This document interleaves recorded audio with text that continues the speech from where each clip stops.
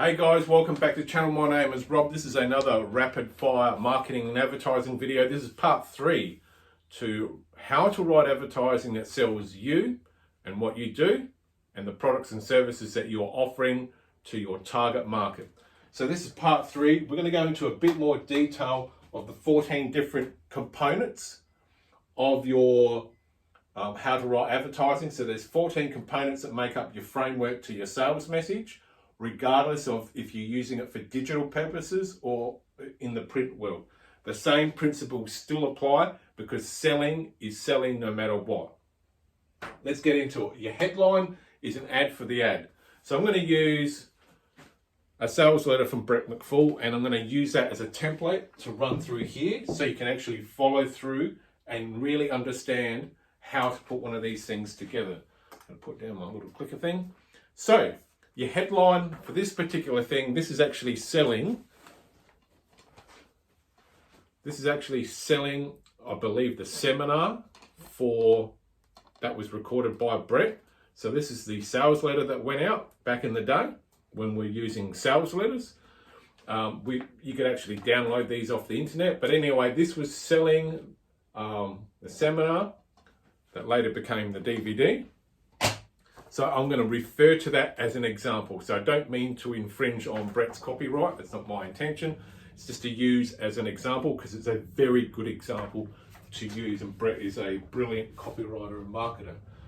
So the headline in this situation is how I failed at school and wasted 12 years of my life in dead-end jobs and then discovered a secret in just 3 months. It took me from earning $450 a week to a massive $10,000 a week doing something I love, and you can do it too.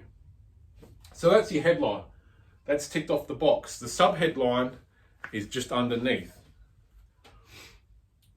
In the next few minutes, I'm going to tell you how to make these incredible changes, plus reveal the only 7 secrets you need to know in order for you to do it too. If you want to be a copywriter or if you want to sell more of your product or service, and please read every single word. So that's a very effective subheadline. So the whole point of a subheadline is to hook people in and get them to read or listen or watch more.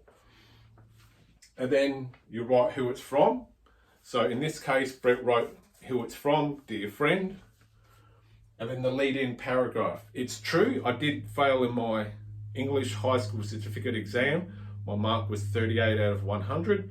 Which prevented me from going to university and studying psychology. I was pretty bummed out about that. So that is your lead-in paragraph. So we've covered the headline, subheadline, who it's from, the lead-in paragraph. All right, and we're only about halfway down on page 1. Next, we go into the establishing of credibility and revealing what the USP is. As I sat there looking at my results, I wondered what the hell I was going to do. So I got a job and then left one and got another and then another. And to put it simply, after 14 years, I was pretty dissatisfied with where I ended up. I did enjoy what I'd learnt on how to write copy, which is a skill of advertisements, but little did I know that as a copywriter, I'd learned so much about psychology, the very subject I wanted to learn more about before my high school exam results gave me a rude awakening. But basically, at the various places I worked at, I had an office job that really didn't do very well and often meant I had to take a second job just to try and get ahead. I delivered pizzas at one stage and worked at a petrol station during another. And job satisfaction. No, honestly, sometimes at work I was so bored I would sit there and daydream about going to the movies during office hours. Naughty me.